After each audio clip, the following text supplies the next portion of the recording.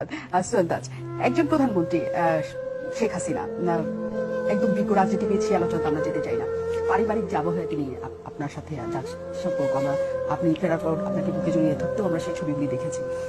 একজন শেখ হাসিনা ব্যক্তিগতভাবে যদি আপনাকে বলা হয় কেমন বা কোন জায়গাটা তার ভালো লাগে, আপনি যদি আমাদের বলতেন। আসলে আমি হাসিনা আপার সাথে আমার ক্লোজ কন্ট্যাক্ট হয় 2001 সালের নির্বাচনের পর, যখন বিএনপি জামাত জোট সরকার ক্ষমতায়। সে সময় আমার মনে আছে, আমার প্রথম স্মৃতিটা হচ্ছে নির্বাচনের পরের দিন আমি ঢাকায় ফিরে আসি এবং আমাদের আওয়ামী লীগের নেতাকর্মীরা তখন সবাই ছন্নছাড়া অবস্থায়। আমি সুধা সদন গিয়েছিলাম সেদিন, তো ওখানে যে দেখি যে কেউ নেই, আপা একা।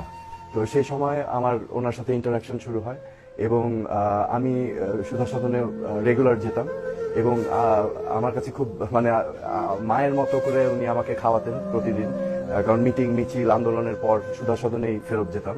তো ওখানে যাওয়ার পরে আমার পছন্দের যে খাওয়াগুলো উনি রেডি রাখতেন এবং নিজে হাতে তুলে খাওয়িয়ে দিতেন। তো এগুলো খুব চমৎকার স্মৃতি আছে। মানে প্রধানমন্ত্রীর বাইরেও একটি পারিবারিক বড় আপা বা মায়ের মতো স্মৃতিটা আছে। আমি কি একটু ছোট্ট বলতে পারি? আমার আরেকটা কথা মনে আছে যে আম্মাকে মানে হাসিনা আপা অসম্ভব শ্রদ্ধা করতেন এবং আম্মা যখন বিশেষ করে যখন অসুস্থ হয়ে গেলেন, আমাদের বাড়ি থেকে এমন একটা ছিল উনি নিজে রান্না করে আম্মাকে পাঠাতেন, যেটা কিন্তু আমার খুব মনে হয়।